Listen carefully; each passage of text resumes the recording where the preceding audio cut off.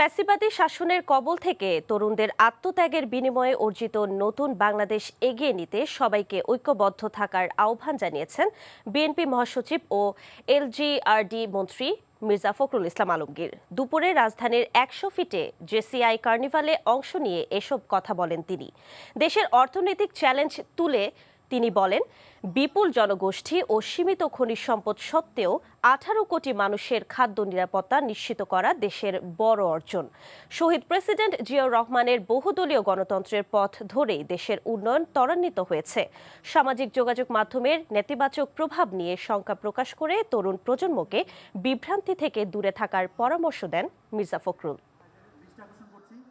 প্রায় 15 বছরের একটা ফ্যাসিস্ট শাসনের পরে যখন আমাদের দম বন্ধ হয়ে আসছিল, যখন আমরা চোখের সামনে দেখলাম 24শে জুলাইয়ে আমাদের ছোট ছোট ছেলেরা মেয়েরা তারা প্রাণ দিচ্ছে অকাতরে দেশের পরিবর্তনের জন্যে, আমাদের মনে আবার স্বপ্ন জেগে উঠেছে।